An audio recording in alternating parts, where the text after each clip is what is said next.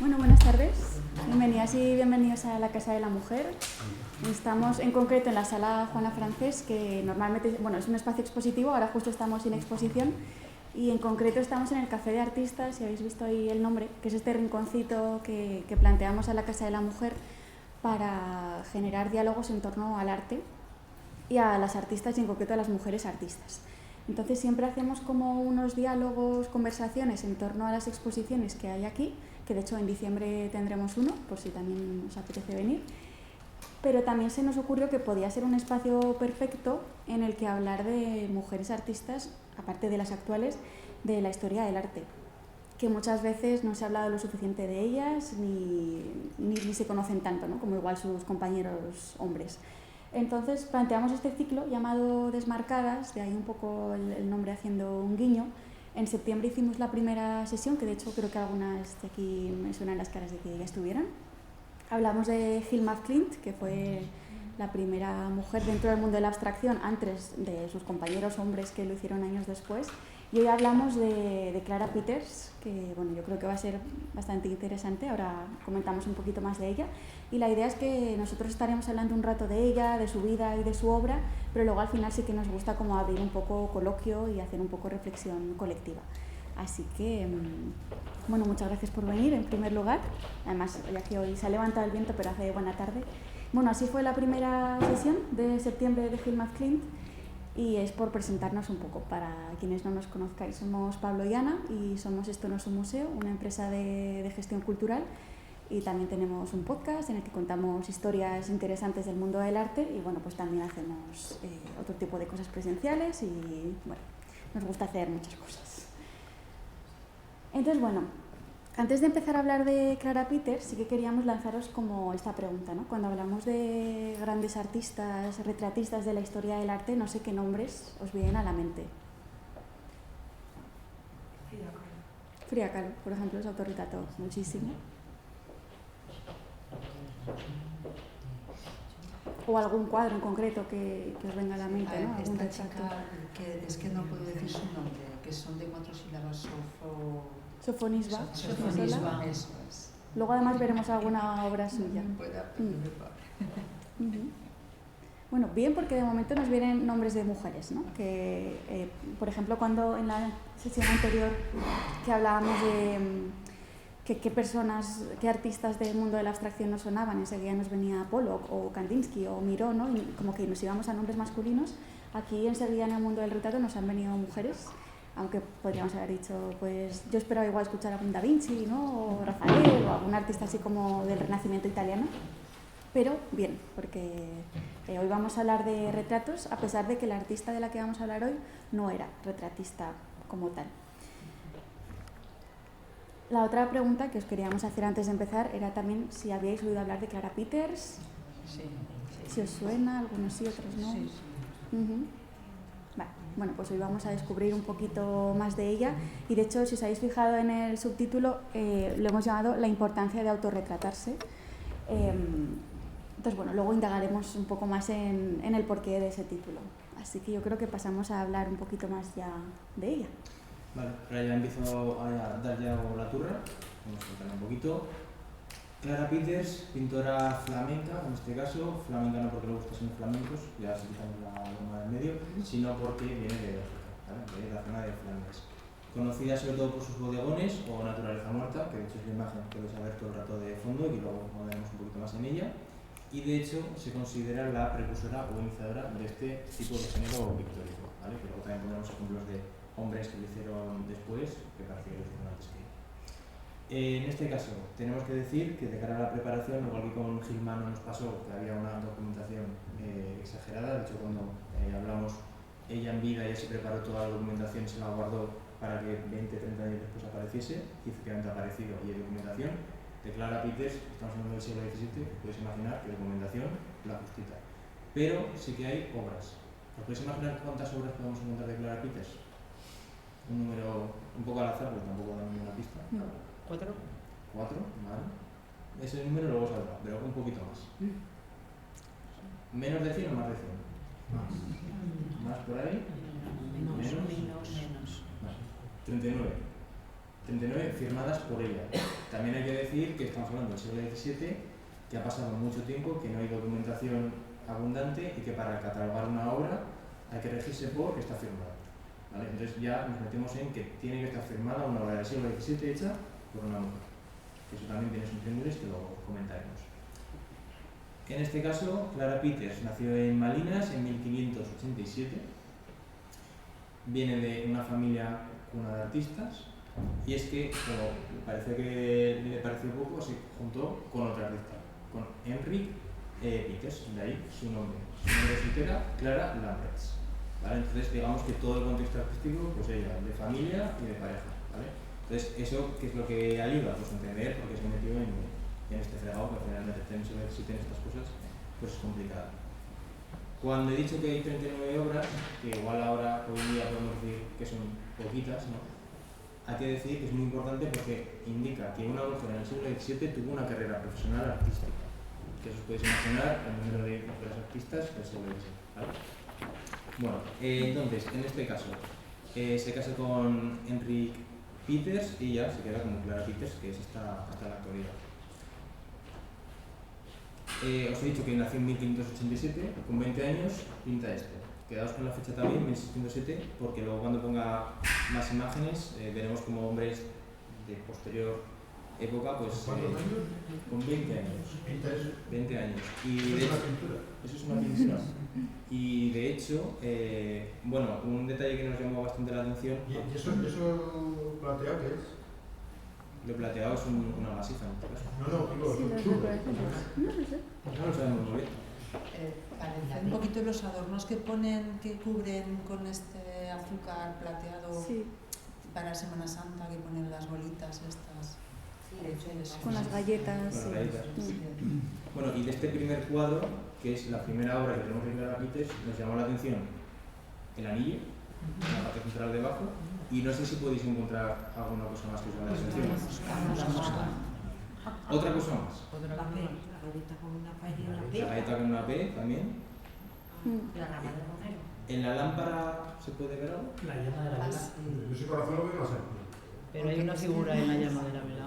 Yo ese corazón lo veo más serpiente. Es que se ve una persona, ¿no? Sí, como En una... el reflejo de la... Esa en el llama. reflejo Y si vemos que es una persona y es una obra de Clara Peters, ¿qué persona puede ser? Ella.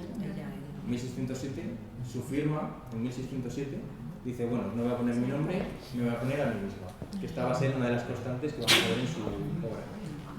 E insistimos con 20 años, y es un cuadro, ¿vale? Entonces, ¿Está pintado? está pintada.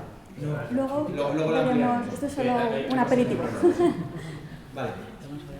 Bueno, entonces en este caso, además hay que destacar que no consta en ningún sitio que fuese a ninguna academia, ni perteneciese a ningún gremio, es decir, formación que entendemos le llegó desde casa por todo ese contexto que tenía familiar, ¿vale? 20 años ya empezaba a hacer esto. Otros detalles en este caso que nos llaman la ¿Esto se llama naturaleza muerta? Sí, bodegón o naturaleza muerta. Un cuchillo, ¿vale? En uno de sus bodegones, que en este caso, ¿por qué destacan? Por varias cosas. La primera, su firma, ¿vale? Más o menos evidente, pero no sé si sabéis la historia que tenían los cuchillos en el siglo XVII, o su importancia social. Por las que ahora se entiende que no. Cuando te invitaban a comer, tú te ibas con tu cuchillo. O sea, ese era el nivel de importancia del cuchillo. Entonces, cuando Clara pintaba los cuchillos, tenía un doble sentido. Primero, aprovechaba para poner la firma. Y segundo, ese valor social. Y de hecho, tanto en este como en el siguiente, se puede considerar, o al menos es una de las teorías, que podía ser uno de los cuchillos que le regalaron por su boda. Porque era habitual que en la boda te regalasen un cuchillo. No, en la boda te casas, te regalan un cuchillo que luego en las convenciones sociales utilizas. Y entonces, con toda esa iconografía, pues ella encima ponía la firma. O sea, que de tonta no tenía un pelo. Y luego lo que no he comentado es que se dice que trabajó en Amberes, no porque hay una prueba como tal, porque insistimos que no hay una gran documentación, pero por dos principales motivos. Primero, por los objetos que utilizaba y las representaciones que hacía. Es verdad que hemos estado cotillando y tampoco hemos llegado a profundizar tanto, pero en las representaciones que hacía se considera que hacían pequeñas alusiones a Amberes. Entonces, claro, pues es como si alguien de Zaragoza, un artista, pues pone a la Virgen del Pilar, que es mucho más habitual que sea alguien de Aragón que sea alguien de Cáceres. Pues en este caso con ella pasaba lo mismo. Y luego, por otra parte, los propios marcos que utilizaba para el lienzo, en al menos 6 de ellos están las marcas de los fabricantes de Amberes. Entonces, digamos que también os contamos esto, no porque haya certeza, sino porque también es el proceso que siguen los investigadores para determinar, pues en este caso, dónde se desarrolló su carrera profesional. Y luego ya, por sintetizar, pues que hay que quedarse con 39 obras, que insistimos, es muy importante, porque destaca que en el siglo XVII hubo una mujer que se pudo dedicar a eso, y porque también era un contexto que luego hablaré de ello, en el que las mujeres os podéis imaginar cuál era su rol, ¿vale? Pero ¿qué pasa? Que claro, como tampoco hay mucha documentación, pues está el riesgo de que se hayan perdido obras, que se hayan atribuido a hombres, ¿vale? Entonces digamos que este es el contexto con el que presentamos a Clara Peters. ¿Hasta aquí más o menos? Vale. Contexto, vale. Os plantamos aquí a Felipe II porque ahora os tengo que contar un poco el contexto en el que se desarrollaba la obra, en este caso de Clara Peters. 1576. En Flandes se produce una sublevación contra la monarquía española. Están hasta las narices y dicen, nos queremos ir. Tal es así el grado de odio que se produce en la guerra de los 60 años, que no dura 80 años, pero dura demasiados años como cualquier otra guerra, y en 1585 se termina consiguiendo que en este caso en España vuelvan a conquistar Flandes, ¿vale? O sea, digamos que hay un movimiento de independencia de Flandes de España, pero en 1585 se termina. Ella nace en 1587, ¿vale? Ella nace después de un poco todo este movimiento. ¿Qué repercusiones hay? Pues que, por ejemplo, una ciudad como Amberes, que tenía 100.000 habitantes, pues llega a tener 50.000, y hay un bajón comercial bastante importante.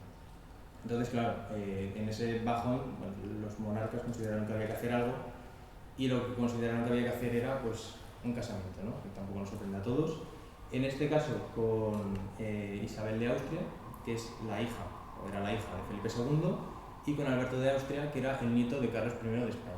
Entonces los juntan, se casan, primos hermanos, ya sabemos que estas cosas no les impactaban tanto como a nosotros en la actualidad, y lo que hace Felipe II es, como dote, darle en este caso a la hija, los Países Bajos españoles, el Franco Condado de Borgoña y el Charolais, que la verdad es que como dote está bastante interesante. Y entonces con esto lo que hacen es como, bueno, vamos a meter a alguien relativamente de aquí y que por lo menos estas disputas vayan un poquito antes. Y de hecho, a partir de 1599, Flandes empieza a recuperar, no llega al punto que tenía antes, pero bueno, empieza a recuperarse. Entonces digamos que este es un poco el contexto social y político en el que se desarrolla la obra de Clara Peters. Bien, el contexto artístico, pues bueno, se puede fijar en la fecha. Jan Bruegel dijo que en cualquier lugar que busques de la historia del arte, pues se habla que es de los precursores, ¿no? 1606-1607. Recordemos el cuadro que... ¿Esto puede ser de Clara Peters? No, este es de Jan Bruegel el Viejo. Yo ahora lo que quiero hacer alusión es que fijaos la fecha, 1606-1607, que ella ya lo estaba haciendo con 20 años, ¿vale? Pero si busquéis en cualquier diccionario de la historia del arte, de los primeros del bodegón, este señor, que no quita para que esté muy bien, pero bueno, hay que decir también las cosas como son. ¿Y por qué Jan Bruegel y también Clara Peters pintaban esto? Porque en ese momento estaba la pintura, en este caso el barroco flamenco, ¿vale? Que se orientaba sobre todo al género del bodegón, de la naturaleza muerta, que era un género que estaba empezando y que no tenía otra mayor intención que era... ¿Qué? La belleza, pero sobre todo reflejar la prosperidad burguesa. Porque claro, ¿quién podía tener esto en casa? ¿Vale? ¿Quién podía tener esto? Esto me lo iba a intentar estudiar el nombre, pero me acuerdo un poquito porque bodegón de tulipanes y rosas en vasija de grés, lirios y azucenas en florero de vidrio y flores diversas en canasta de mimbre y jarrón de la cachina. Todo sobre una mesa con hortalizas, mariposas y una libélula. Pues bueno, ya veis un poco el perfil de los bodegones, sobre todo masculinos en este caso, pero bueno, se puede extender un poco al bodegón en general, que es lo que es, aparte de una alusión pues, a la vida y la muerte, ¿no? La naturaleza muerta, pues un poco el tempus fugit también, pues bueno, pero sobre todo lo que tengo y algo que quede bonito, la belleza, como se decía por aquí, pero un poco también un poco presumir, ¿no? Sí, Un cuadro... la Clara Peters, ¿de qué dices? Aparte que ellos esconde mensajes. Sí, ahora contaremos la obra de Clara Peters. Entonces, bueno, que eso, que al final el bodegón era una forma de exponer todo lo que se tenía y que si te hacían un cuadro pues lo pudieras tener en casa, ¿no? Este también podía ser un cuadro que podías tener en casa, pero este sí que se ve un poquito el tinte de mirad lo que tengo, ¿no? Igual que os hemos enseñado flores, pues los alimentos, ¿no? Tú llegabas a una casa en el siglo XVII que tenía esta despensa, porque bueno, sabías que por lo menos comer, a no ser que fueses vegetariano o vegano, que comerías un poquito menos, que aún así hay algunas cosas, pues bueno, no estaba nada mal. En este caso, por ejemplo, pues también Jacob Foppens Vanés, pues bueno, aquí como detalle ya nos empezamos a fijar un poquito en este caso, las vasijas, por ejemplo, la cantidad de dorado que se empieza a utilizar, ¿no? Yo esto voy a intentar también un poco presumir. Y un detalle que os he comentado antes, el cuchillo. En los anteriores no aparecía, pero el cuchillo, que también es una forma de reivindicar, pues que es que el cuchillo era importante. O sea, no lo ponen ahí con todo el cuadro que tienes porque pones el cuchillo, ¿no? Porque también tenía un valor importante. En este caso igual, también el cuchillo. Aquí ya empezamos con la caja de tabaco, también a presumir un poquito, bueno, los vasos, la distribución. Esto es un poco para que os hagáis idea de cómo eran los bodegones. 1600, pues he enseñado 1650, 1620, y este yo creo que es ya el máster de no puedo tener más en mi casa.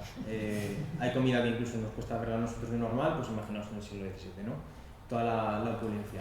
Además, este cuadro, para terminar esta exposición de bodegones, está muy bien porque también empieza a reflejar que, bueno, más allá de exponer pues, alimentos, hay cosas así curiosas, ¿no? Por ejemplo, tenemos el cristal. Perdona, la máxima de la pintura es pintar algo que está. Sí, pues en este caso todo esto estaba en la casa de alguien que podía permitírselo.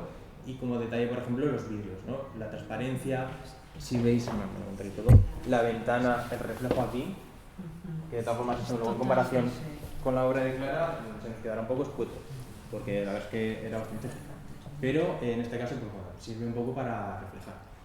Os he enseñado mucha obra de hombre, voy a esperar a que termine la foto. Ahora toca enseñaros lo que hacía Clara Peters. 1611.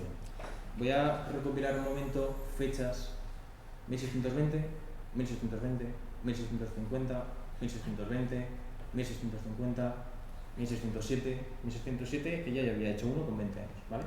Entonces ella en 1611 ya estaba haciendo esto. Que, ojo, cuidado, ¿vale? Claro, esto también porque es importante. La técnica, los guiños que luego os comentará Ana. Pero es que en esa época las mujeres, el rol que tenían era, no podían pertenecer a ningún gremio, no podían ir a ninguna academia. Doméstico, en tu casa, y como mucho te dejaban bordar. Se comunicaba, está claro. Entonces, cuando hablamos de autorretratos, o cuando en este caso hablamos de bodegones, hemos elegido precisamente a Clara Peters porque es que estas maravillas, pues es que había que anunciarlas y sacarlas a la luz. Y ahora, si te parece, vamos a centrarnos un poquito más en la obra. Bueno, no sé qué os han parecido las obras que hemos ido viendo y los bodegones, no sé si os gustan. Bueno, es verdad que a nivel géneros pictóricos el bodegón probablemente haya sido de los géneros menos valorados y de hecho durante mucho tiempo y que incluso todavía se considera como un género menor por debajo de la pintura religiosa, la pintura de historia, los retratos. Entonces por eso era un género que si alguna mujer podía pintar, al menos que pintase bodegones, ¿no? Que era como un género menor. Entonces Clara Peters se va a especializar en eso, seguramente también por el contexto, ¿no? De decir, vale, pues si el bodegón es como el único género que te permite trabajar en casa, en el ámbito doméstico, ¿no? Con lo cual, pues ella se especializa en eso. Lo que pasa que, bueno, y en concreto, de todos los bodegones que hemos visto, de caza, de animales, de desayunos y de flores, ella se va a especializar en estos dos últimos, en bodegones de comida, de desayunos, y en bodegones de flores. Incluso muchas veces, como vemos aquí, los va a mezclar. Lo curioso es que ella eleva el bodegón de este arte menor, ¿no? Como que se le ha considerado, a un arte elevado, con el virtuosismo, que ya lo estáis viendo en este ejemplo. Luego prometemos que pondremos zooms para que se pueda ver mucho más. Y si no, recomendamos dos cosas, que vayáis, por ejemplo, a la página web del Prado, que tiene 4 obras de Clara Peters, y ahí se puede hacer un zoom infinito casi, que puedes ver hasta la pincelada. y luego pues que vayáis al Museo del Prado a verlo en persona. No sé si ahora tienen algunos expuestos, porque no tienen muchas mujeres artistas expuestas, pero bueno, que también están ahí. Entonces ella eleva el género del bodegón a un virtuosismo increíble. ¿Qué suele representar? Pues alimentos, vajillas, algunos animales, como antes ya hemos visto esa mosca ahí curiosa, ¿no? Que aparecía por ahí. Eso es, ahora incluso más. Luego veremos y os invitaremos también a que contéis a ver cuántas veces encontráis a Clara Peters aquí. Entonces, bueno, ¿cuál es la innovación un poco que ella y luego también sus compañeros harán? El realismo de esto, ¿no? De hecho, antes habéis dicho, pero es un cuadro, ¿no?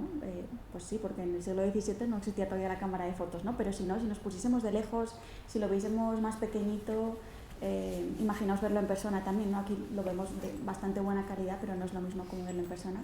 Entonces, ella introduce un realismo que casi abruma, ¿no? De hecho, pues nos enamora, eso es, y nos deja como, pues bueno, con la boca abierta, ¿no? De algún modo.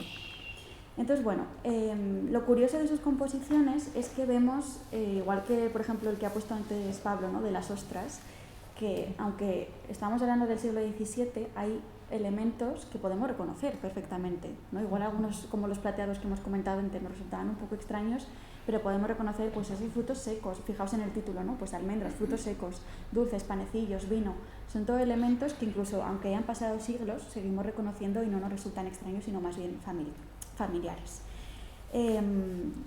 Luego, además, no sé si os llama también la atención cómo está todo dispuesto sobre la mesa, porque se supone que es una mesa en la que en cualquier momento va a venir alguien y va a beber el vino, va a comer las galletas, va a comer los frutos secos, ¿no? Es una mesa preparada.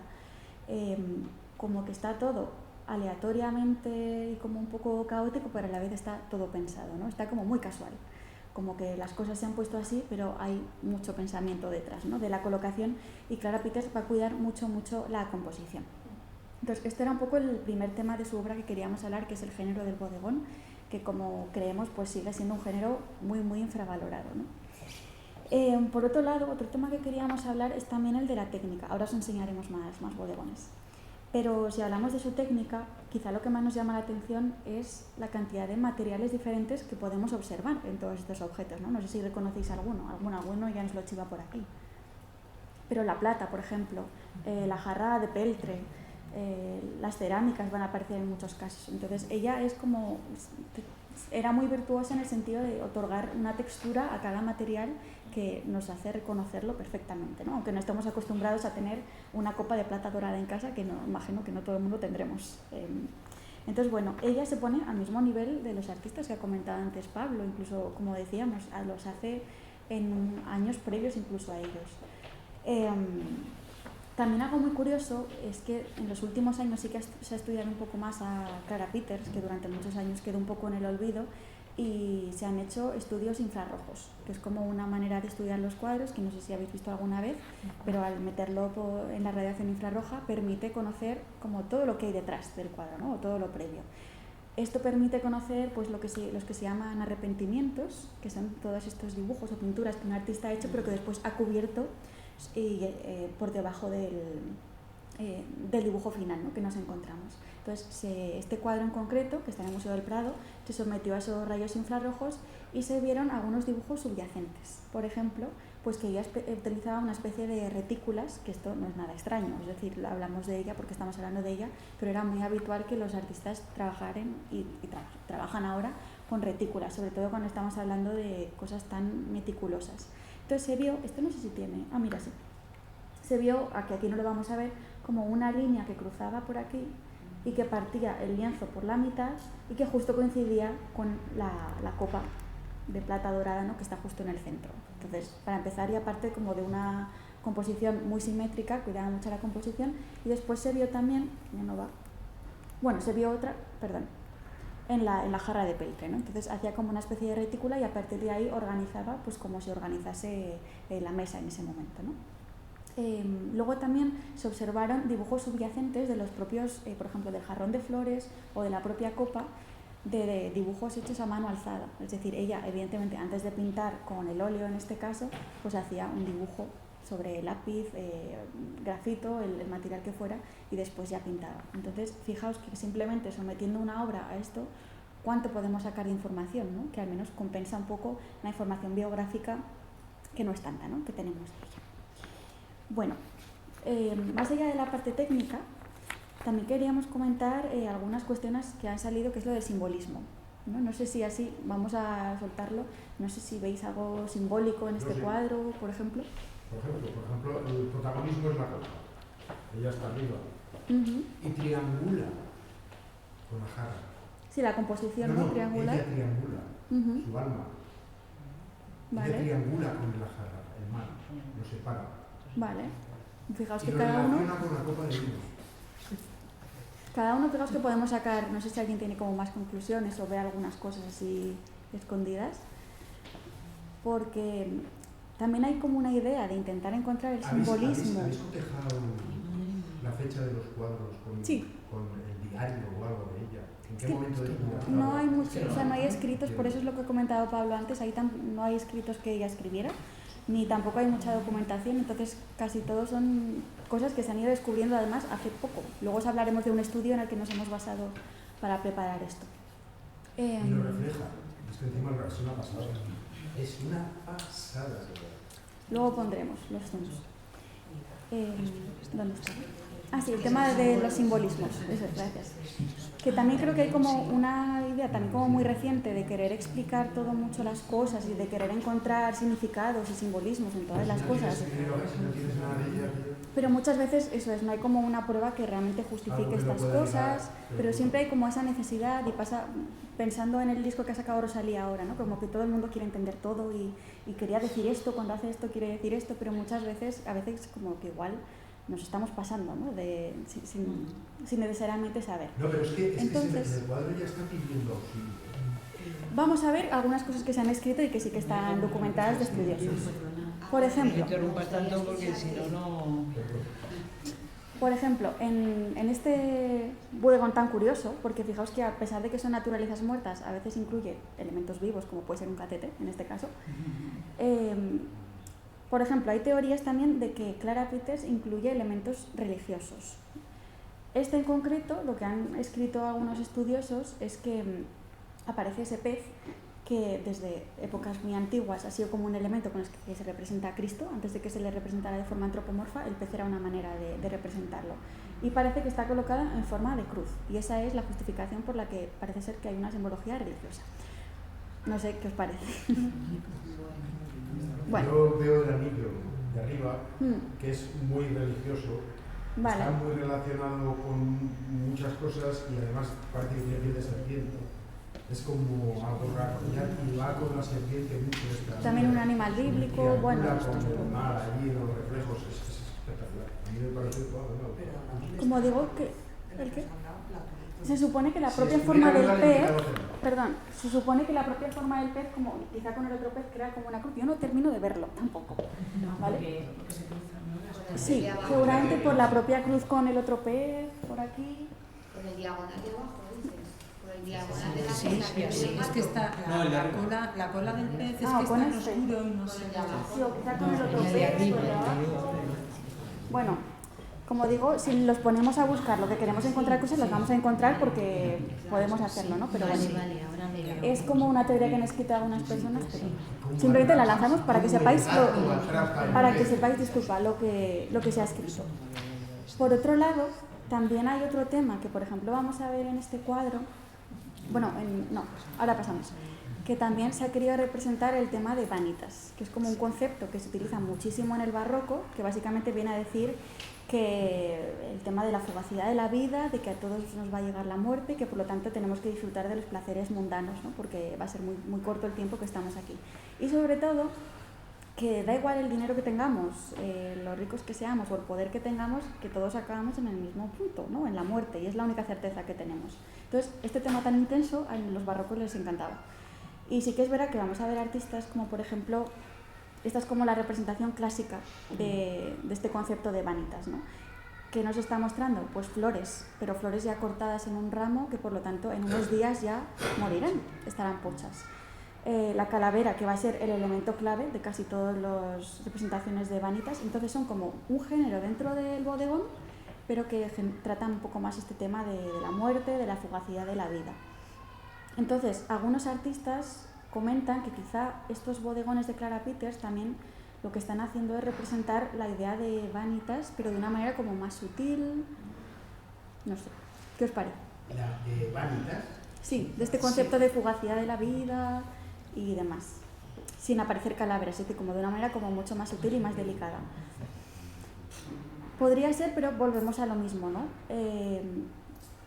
Quizá simplemente el objetivo de los bodegones también era mostrar la maestría técnica que tenían los artistas y, por otro lado, las personas que encargaban estos cuadros, pues luego que los lucieran en casa y que demostraran pues lo que tienen en casa y lo que se podían haber pagado por tener ese cuadro en casa, ¿no? Entonces, bueno, sí que nos parece interesante contaros un poco, aquí os ponemos otro, contaros un poco estas cuestiones porque el tema de la obsesión por la simbología muchas veces lleva pues, bueno, a derivar en estas cosas. Os queríamos poner este también de 1628 porque si os fijáis aquí tenemos un autorretrato en espejo, que luego hablaremos del tema de autorretratarse, en estos espejos que también se pusieron muy de moda en Flandes en esa época y que bueno, era una manera también de demostrar el oficio del pintor, que en esa época también quería como revalorizarse un poco más, ¿no? Y demostrar que no eran simples artesanos, sino que eran personas intelectuales. Entonces, bueno, Clara Peters está haciendo Vanitas y demás, pues bueno, lo volvemos a dejar así un poco a vuestra decisión.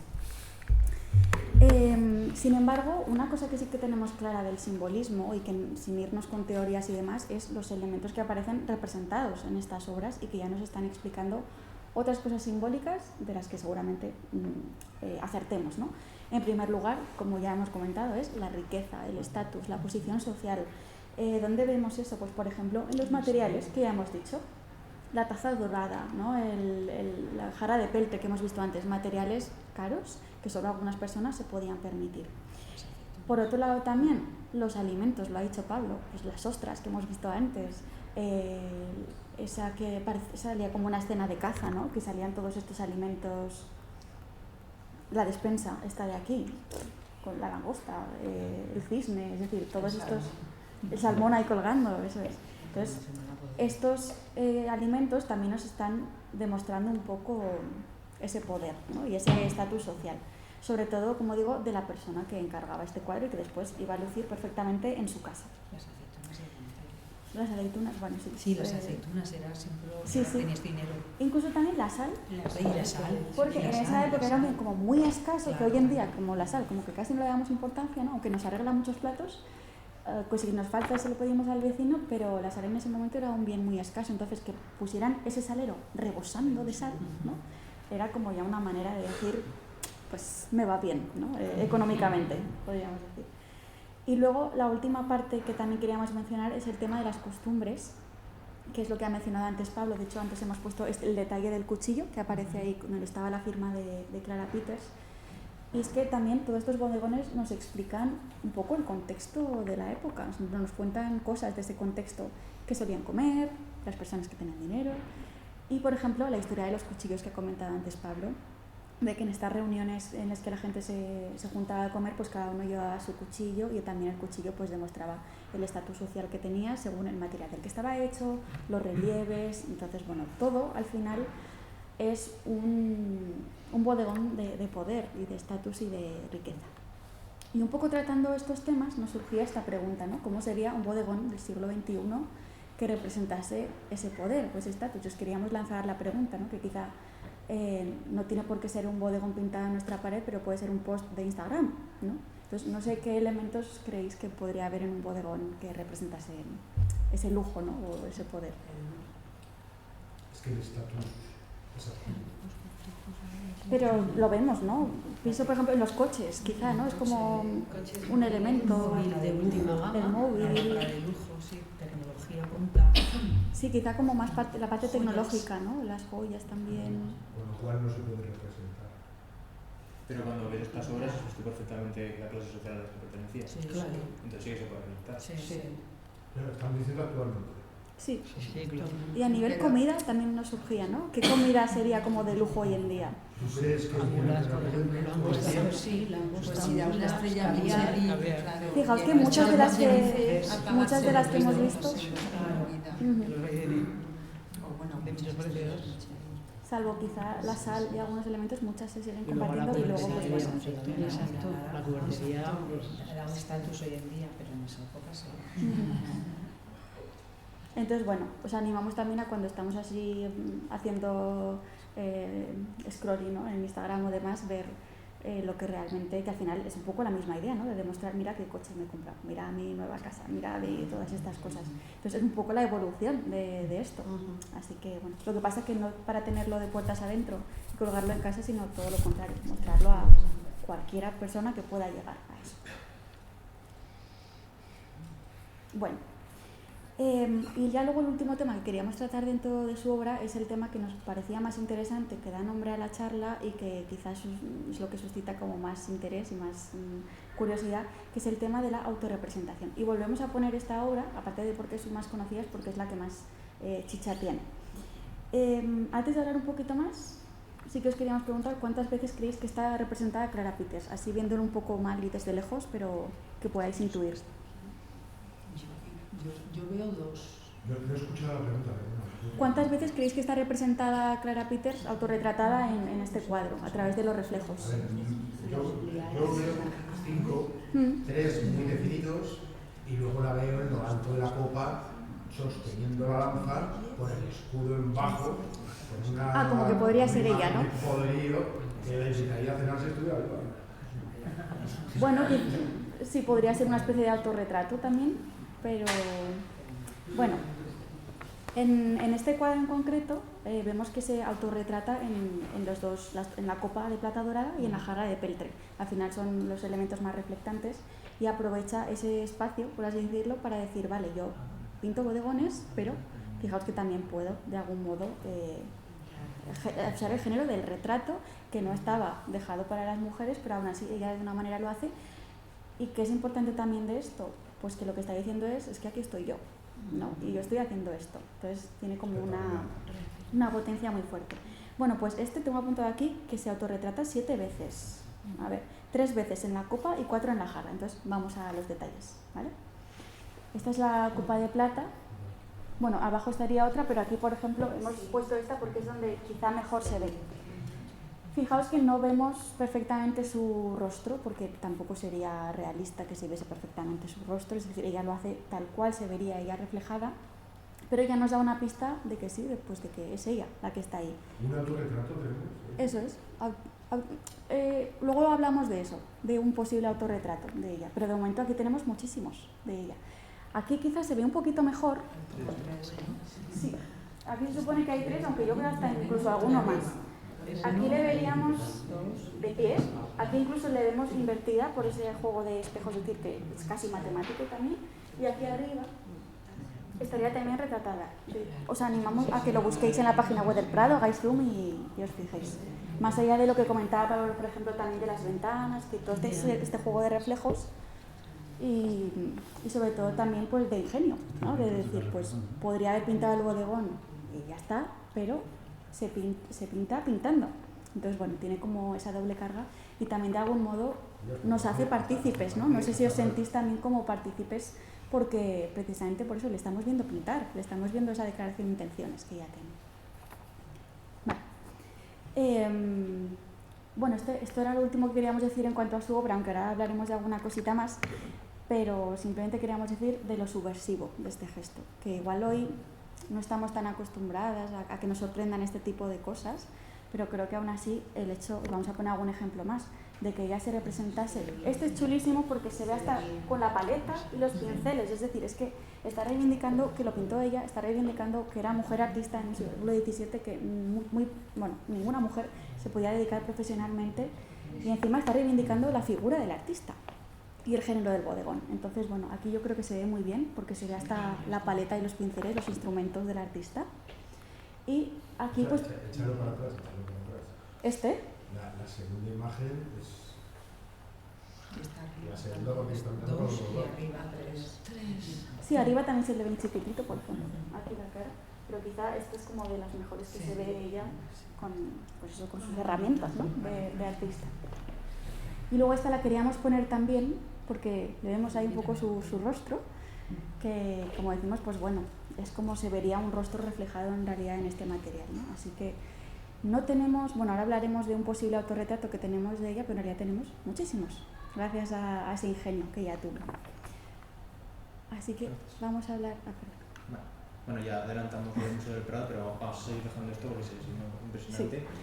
Sí. Bueno, todo esto que os hemos comentado parte del legado de Clara Peters. ¿Cómo se ha compuesto el legado de Clara Peters? Regular.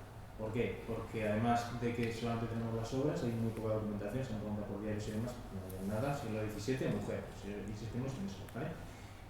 Además, a partir de 1621 ya no hay ningún dato, ninguna documentación que hable de Clara Peters. 1621 ya, caput Clara Peters. Esto que ha generado obras que se han confundido y han dicho que la habían hecho hombres, obras que se han perdido, se han desperdigado, pues bueno, toda una serie de casuística pues, que ha hecho que Clara Peters en general no se conozca. ¿Qué cosas interesantes se han hecho? Una exposición en el Museo del Prado de Clara Peters, pero si os fijáis en el año 2016, que no han pasado 20 años, no han pasado 10, bueno, menos. Esta se hizo en colaboración con el Museo Real de Bellas Artes de Amberes, lógicamente pues está ahí, y también esto se entiende por qué. Porque incluso el Prado, con sus colecciones reales y todo lo que se gastó en arte a lo largo de su historia, tiene 4 piezas. 4. Y es el museo que más piezas tiene de Clara Peters juntas. Imaginaos cualquier museo con 4 obras que pueda decir que es el que más obras tiene. Pues efectivamente. Entonces la importancia también de visibilizar, y en este caso, pues bueno, pues es que además de las que tiene, 3 son de 1611, o sea que tuvo buen ojo ahí la monarquía en pillar estas obras, pero es que insistimos que hay muy poca obra. Entonces es verdad que nos dio bastante rabia no haber ido a ver esta exposición, porque seguro que estaba bastante bien, porque habrían reunido todas las obras, y quedarnos con eso, porque el Museo del Prado es el principal museo con más obra y tiene 4. Pero, y como curiosidad, esta exposición de Clara Peters fue la primera que hizo el Museo del Prado dedicada enteramente a una mujer, en 2016. Simplemente como dato también a tener en cuenta. Y luego, repercusiones positivas que tiene pues que te hagan una exposición en el Prado, que te empiezan a mostrar más interés. Este es el archivo o la investigación que ha nombrado Ana, en la que nos hemos basado, porque insistimos que prácticamente no hay documentación de Clara Peters. Entonces, esto nos ha servido bastante de guía. Es una publicación del Museo del Prado que se emitió en relación con la exposición, paralelo o justo posterior, y que también pone de manifiesto, pues eso, que al final... ¿Se puede descargar? Sí, está en PDF. Está en inglés, pero bueno. Entonces, como este tipo de actividades o montar una exposición, aunque parezca que no, pues lo que hace es, de verdad, potenciar, porque no solamente es poner las obras, es toda la investigación que hay detrás, no solamente del museo, sino que luego potencias la difusión. Y vamos a terminar con el autorretrato, porque sí que sale ya en grande, que es verdad que tampoco está 100% verificado, porque no hay ningún documento que diga esta es Clara Peters. Tenemos los autorretratos y las referencias en las obras, pero con eso es muy complicado. Pero sí que es verdad que en general los críticos en investigación afirman que en este caso es un autorretrato de Clara Peters, que bueno, ya podéis ver también el nivel, siempre la jarra que aparece de una forma u otra, en este caso mantiene la esencia del bodegón con las flores, pues bueno, se permite también incorporar decorados que podrían ser totalmente de un retrato de la época, todos los objetos, la relación al dinero, incluso los dados de azar también. Está el mismo anillo del otro. Está el mismo anillo. Al final son todo referencias y digamos que esta es la obra como por excelencia, porque aparte de que sale ella, No, es como una rica que sale ella y que se dibuja en condiciones y sale bien aparente, pues es todo referencias que ojalá hubiésemos tenido más documentación para poder determinar pues alguna cosa más que otra. ¿Y aquí no se refleja en este cuadro? Hemos hecho zoom en la burbujita esa, pero la que está aquí arriba, pero no hemos visto nada así. Que al final, si se está autorretratando, tampoco se puede retratar pintando porque está ahí posando, pero no sé. Pero es verdad que lo que ha dicho Pablo, la copa esa de plata dorada es la misma, el anillo también es el mismo que aparece en otros, no sé, todo indica que podría ser ella. Bueno, y esta parte de la presentación, porque ahora tenemos un coloquio para que podamos hablar un poquito todos y poner alguna cosita más, la queríamos terminar con una frase que la verdad es que nos gustó, es un poco ChatGPT, no lo ha dicho ChatGPT, pero es un poco así, que es que Clara Peters no solo pintó lo que veía, sino que pintó la forma de ser vista. Que la verdad es que también, o sea, encaja y queda bastante bien. Y hasta aquí, digamos, la presentación en la que nosotros hemos dado la chapa, y ahora también nos queremos hacer alguna preguntita, ¿vale? En relación un poquito. No habéis dado la chapa, pero yo me tengo que ir, ya lo siento. Bueno, te agradezco. Pues muchas gracias por Me venir. encanta venir. Venga. Gracias. Hasta luego. Adiós. Vale. Bueno, primero son algunas preguntas abiertas como qué os ha parecido, si conocíais su historia, su obra. ¿Sí? ¿Qué es lo que más os ha sorprendido o alguna obra que os haya impactado más? La maestría que tiene a la hora de pintar, porque es muy difícil lo que hace. Solamente el cuello de la capa, las veladuras, esa filigrana, es que es impresionante pintarla, ¿eh?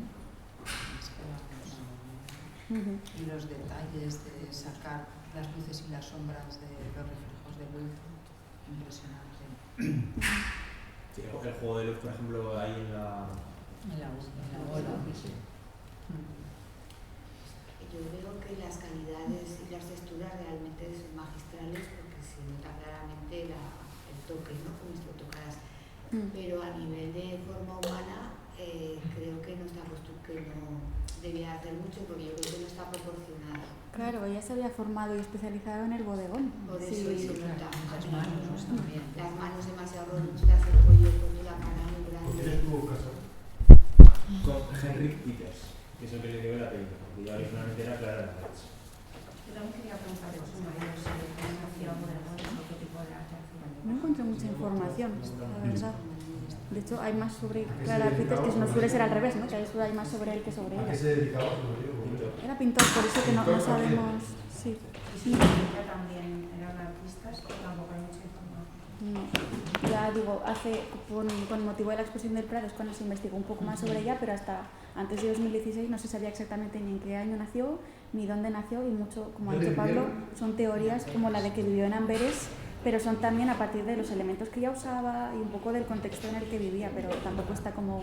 No hay un documento que justifique, como por ejemplo el matrimonio, ese caso, no hay nada que lo diga. Oye, ¿y los demás cuadros se sabe dónde están o no? O sea, ¿se tienen localizados? Algunos están en museos, en Amberes por ejemplo tiene algunos, pero muchos, y por eso ha dicho Pablo que es tan complicado reunir más de 4 obras, que el récord lo tiene el Prado, están en colecciones privadas, entonces no se pueden ver y bueno.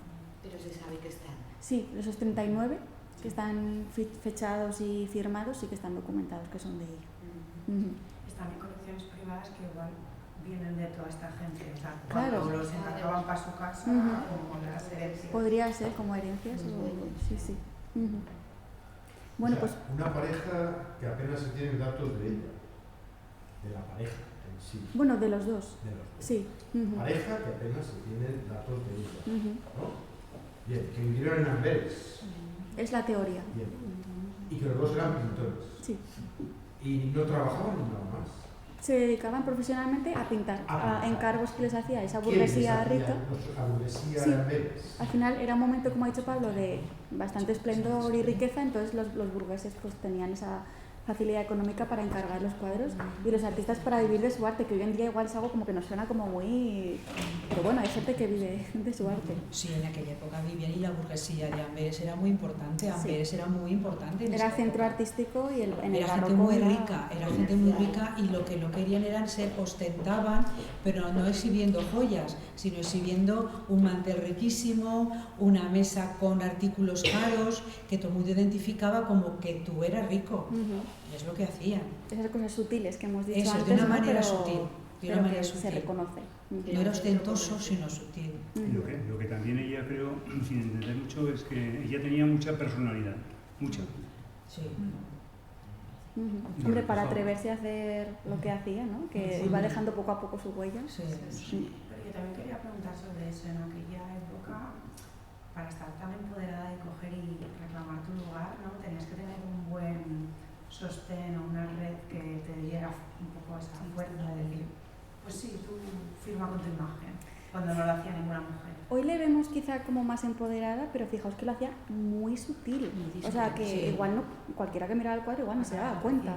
Lo que pasa es que nosotros quizá ya como que tenemos otra mirada y lo vemos así y lo contamos así, pero es que en ese momento igual o ni se daban cuenta o tipo este retrato, aquí ya sí que es un poco, pues venga, con todo, ¿no? Claro, sí, realmente es ella y lo hizo ella aquí totalmente, porque estaba mostrando, puedo retratar, aunque no sea de una manera muy pues como grandes retratistas, porque no se había formado en eso, pero también puedo hacer bodegones, lo que me echen, ¿no? Y gano mi dinero.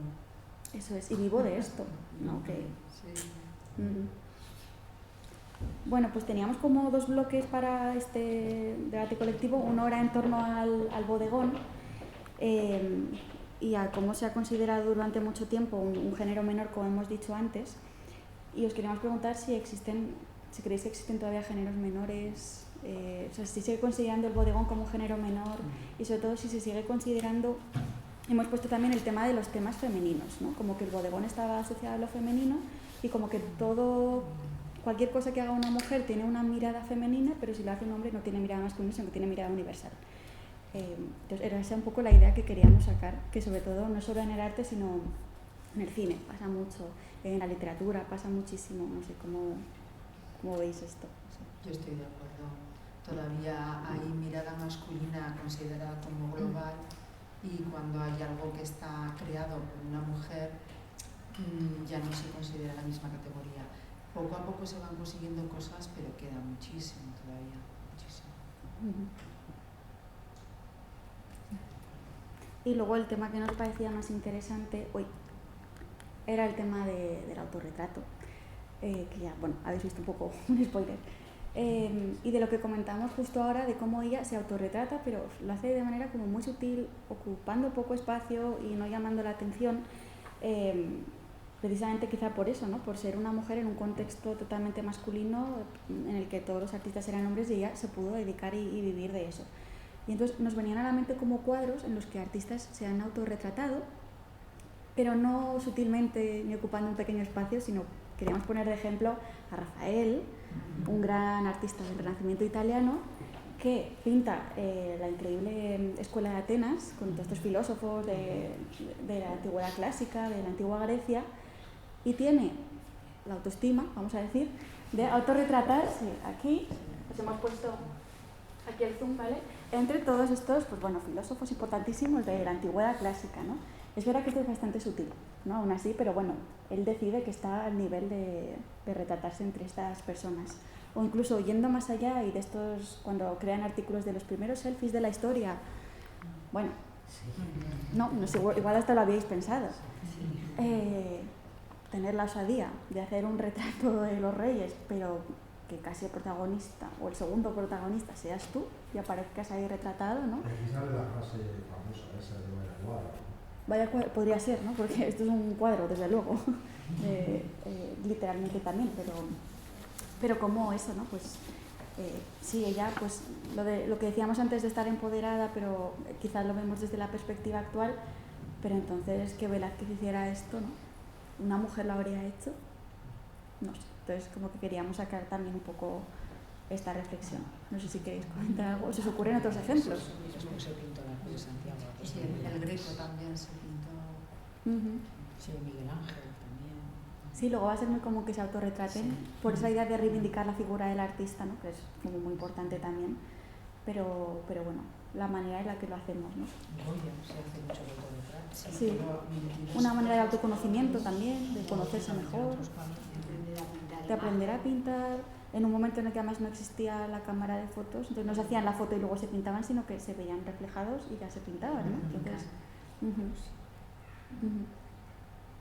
Y luego ya la última idea, para ir cerrando, era, que antes habéis nombrado a Frida Kahlo, era cómo el autorretrato, ya sea más sutil o menos sutil, ha sido una herramienta también de las creadoras, de las mujeres artistas, para hablar o para crear su arte en torno a esto. Y quizás la primera que podíamos pensar, y de hecho es la primera que ha salido, ha sido Frida Kahlo, porque casi toda su obra es autorreferencial, es autorretrato y va contando su vida. Entonces, como que se nos ocurría de ejemplos.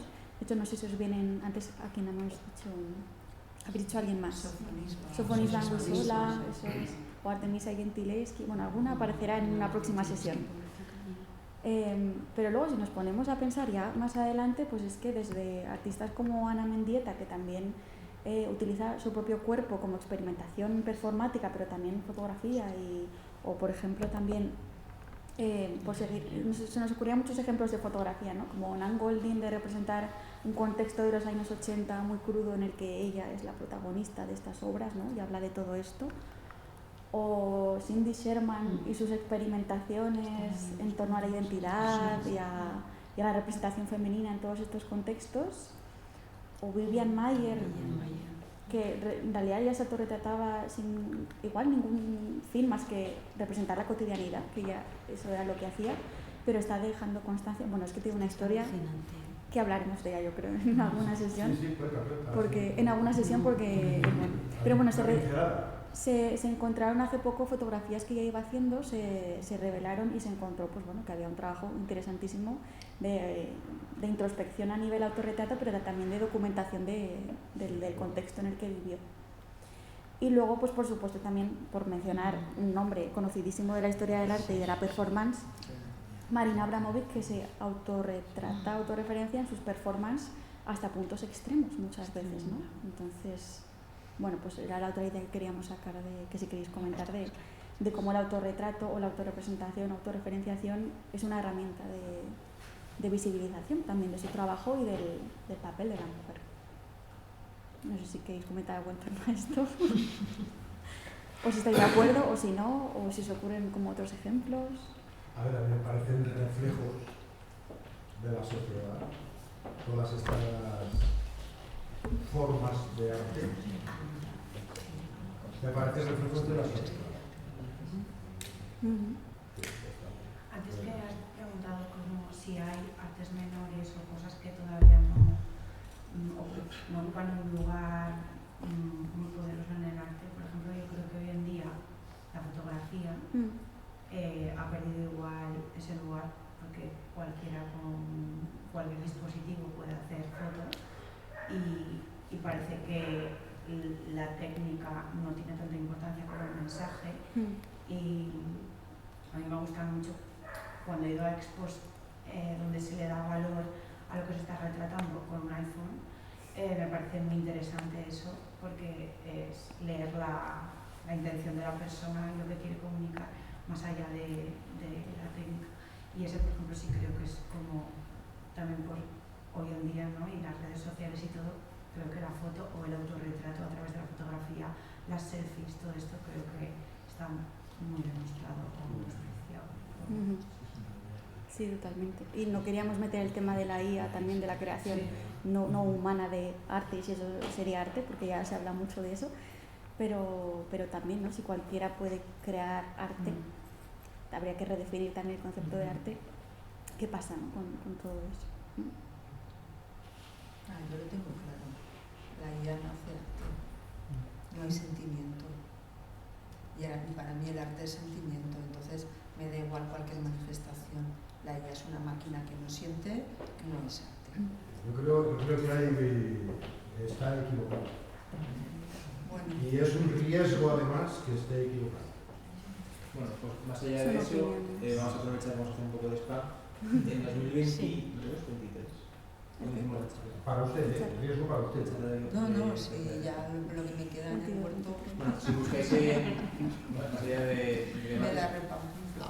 Grabamos uno precisamente aquí en Café de Artista, que fue el primero que hicimos en torno a nuestra exposición de Isabel Garmo, en la que un artista, Isabel Garmo y una experta en inteligencia artificial hablaban precisamente de todo este tema, que ahí tenéis una hora por si queréis indagar un poquito más en esto y no vamos a poner esto demasiado, que ahí exponíamos si la IA podía crear, si no, pues bueno, las visiones de una experta en inteligencia artificial, más ingeniera, tecnóloga y un artista, ¿vale? Hace 3 años, que todo lo que ha evolucionado la IA ha sido brutal, pero bueno, ya está casi obsoleto, pero bueno, sí. Bueno, muchas gracias. Y ya a Walter, y ya si os parece, pues eso, damos por terminada esta sesión, ya hemos hecho posible que el año que viene caiga una sesión que otra, simplemente pues, para estar al tanto pues, como siempre, redes sociales, o correo que nos quedan sus redes, la exposición es Igualdad ZGZ, que es la cuenta de la Casa de la Mujer de Exposiciones, la nuestra, tenemos un museo. Muchas gracias por venir, a quienes nos están viendo por allá y por la participación. Y esperamos veros en la sesión.